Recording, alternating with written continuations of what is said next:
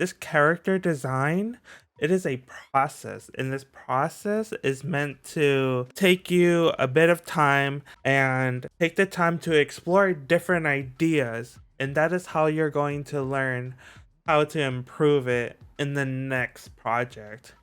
If you're viewing my channel for the first time and you aren't already subscribed, definitely consider subscribing and hit that bell for notifications for when I upload my next video, because you won't want to miss out. I upload videos that help other artists on how to improve their art, as well as digital paint with me sessions, and I love making fan art of my favorite movies, games, and shows. So if you enjoy those type of content, definitely consider subscribing, and I hope that you enjoy the video.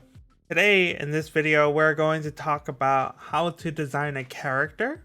I'm going to go into designing a character very briefly. So we're going to talk about story. We're going to talk about brainstorming concepts, using reference, inspiration, and having fun, and how those 5 tips plays into helping you improve your character design. It is important to know the story behind the character, and the questions I like to ask when I'm in the brainstorming, or just like before I even go into drawing the character, I like to ask, like, who do they want to be? What is it they are fighting for or hoping to achieve, or something that they're passionate about? And when did they overcome an obstacle that changed who they are, and how did they react to it? Did it make them a better person?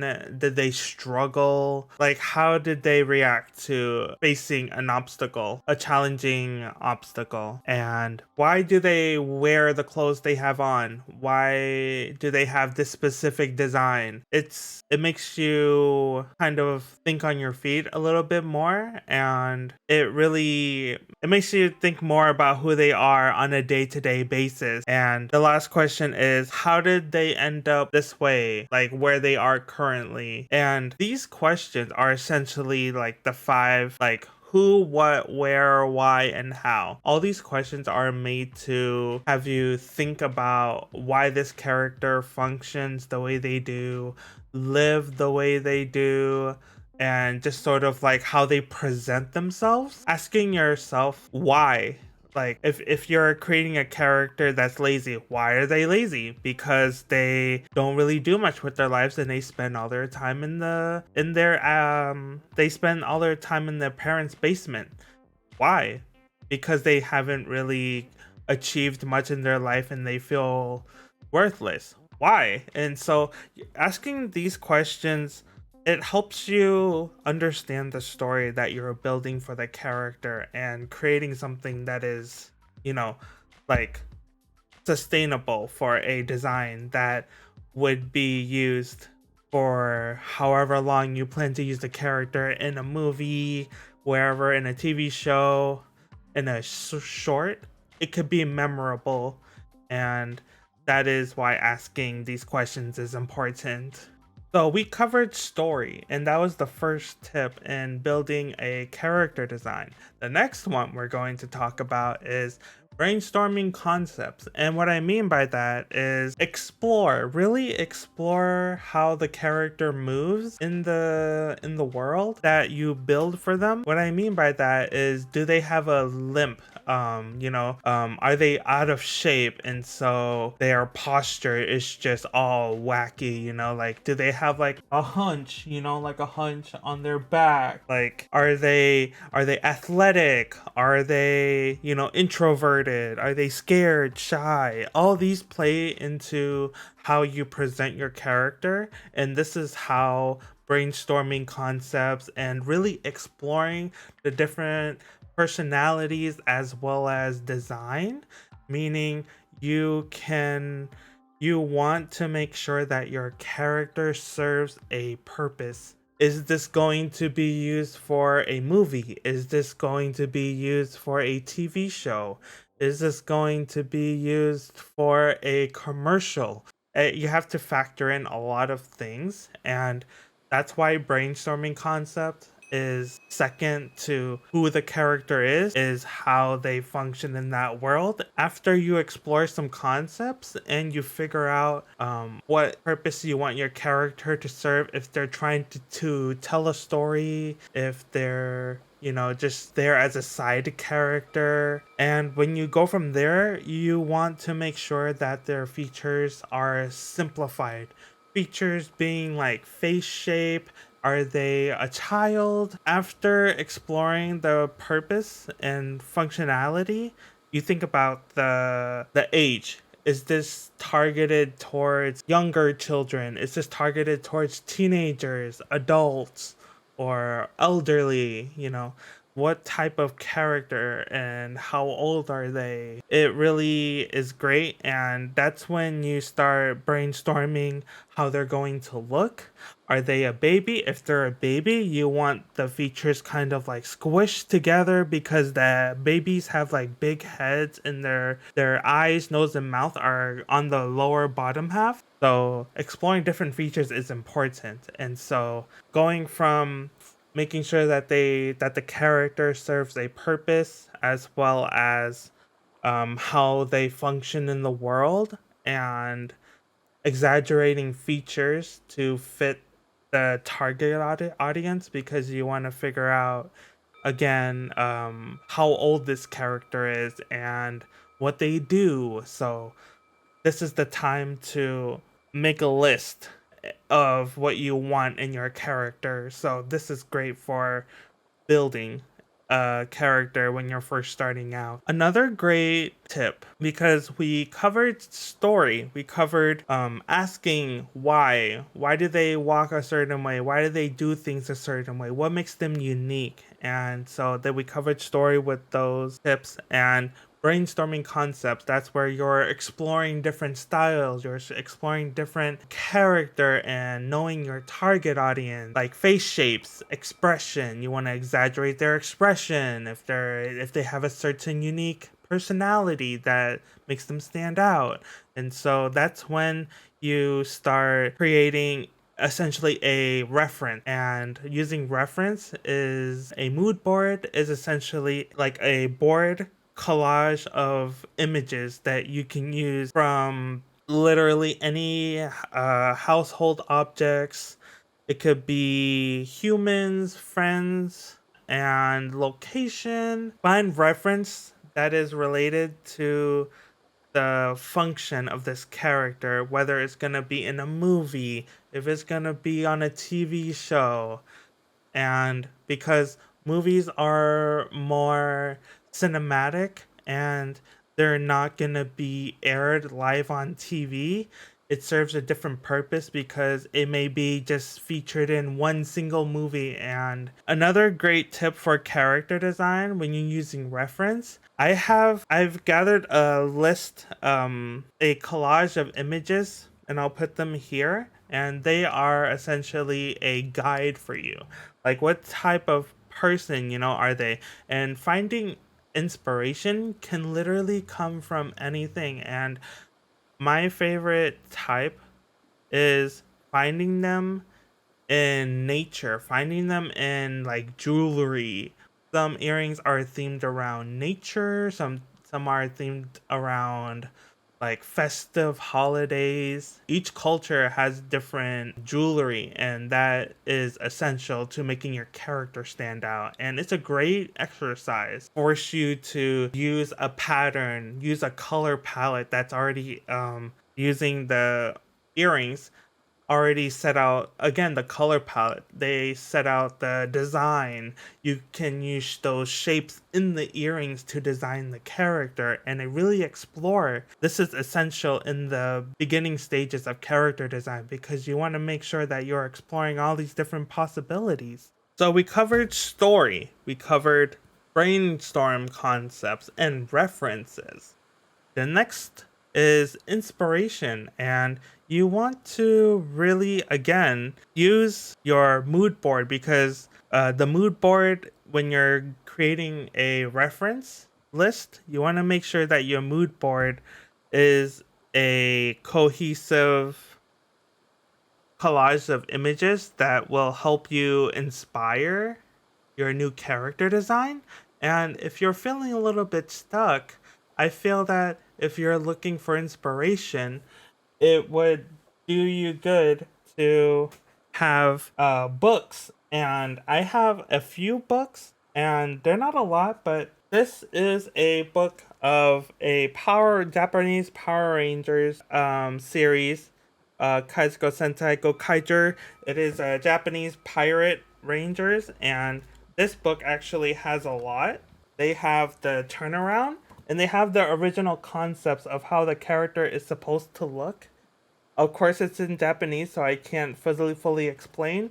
But they have the designs of the toys as well as the tools that the characters use in the series, as well as the movie, photo shoot, and an art book in one. And so that helped me to figure out what the directors use for images in terms of designing a character in a movie. So it was originally produced as a TV series, but this is the anniversary and it was used in the movie.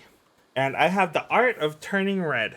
They have amazing concepts, and so having an art book is really cool because you get to see what went on behind the scenes. Cool little sketches and doodles of characters, and you get to see how they started off as. That generally you start with a sketch and you build from there, and having an art book is really great because you can see different styles they explored before they set on one single design. So having reference and inspiration from different movies as well as different artists helps you figure out what will work for your purpose and the story that you want to tell. So we have different designs. This is all great. So hopefully finding the inspiration that you need. Always feel free to search it online. Any information that you can find. I also have the complete collection of Loish, and her art is amazing. I am always inspired by their work. I would like to make a whole video just on art books. Just really spend time figuring out what works because you want to explore all different possibilities before you decide on the final design. And that's what art books are there for. It's always for inspiration and just see the world of an animation film and what went on behind the scenes, because it's really cool to see what happened and how they went from the hundreds of sketches to this final character design that they present to you in like the show or movie. So I touched base on having fun and figuring out what your character is going to be and what you want them to look like and how you go about exploring different concepts, styles, and personality traits, as well as references that you want to use to really give your character a unique voice and style when they tell the story you want you want a character that will relate to your audience and you want them to really feel moved in an emotional way, feel very connected to the character, because that is how a successful story is told, because you want the character to feel real and believable as well as relatable. In order to create this character, it has to, be relatable, and flaws is what makes humans relatable, because a perfect human is literally impossible. There's nobody is perfect, and whether it be, like if it's a soldier, if it's, a mother, a father, a son, a daughter, it could be a cat too, you know, it doesn't have to be just a human, but humans, you know, can often relate to another human struggling. Creating a flaw helps people relate more to the character because it makes them imperfect.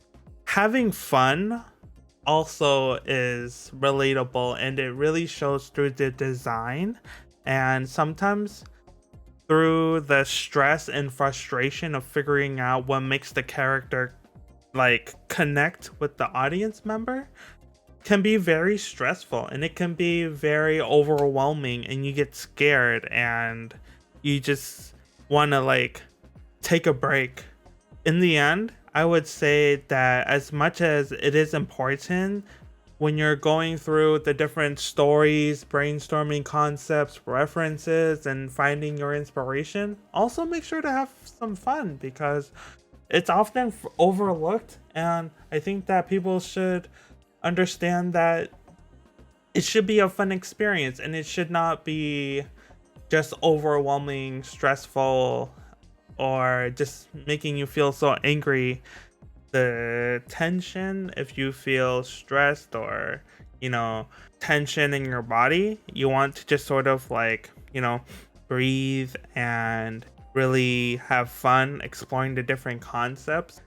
There are so many exercises and tips for designing characters, and a lot of people talk about word generators and trying to find ways to take the stress off of you having to figure out a unique voice, a unique style, a unique personality. And feel free to just like make a list of words and kind of like, you know, use scissors and cut them out and throw them all the ideas into a hat and just sort of like pick out one word and see what that word is and just make a character based on that one word, because you want to make sure that your character serves a purpose. Feel free to also check out my previous video. I made a tips and tricks on how to improve your art with 3 tips. One of them was the color blobs, and that sort of takes the inspiration off of your hands to just sort of draw in the constraint of a blob with a time constraint of like 2 to 5 minutes. You don't want to spend too much on the character design. You want to just explore as many different options. Work efficiently and don't spend too much time on the little details, because the little details will always be changed because you don't know if it'll even work out in the end. So we covered story, we covered brainstorm concepts, we covered reference and inspiration, as well as having fun. All of these are just very essential, and I am speaking about these helpful character design tips from an animation standpoint.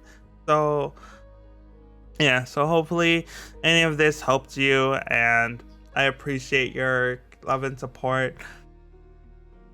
And I wish you the best of luck in designing your character, because it can be very frustrating and overwhelming, but remember to also have fun and take necessary breaks when you need to.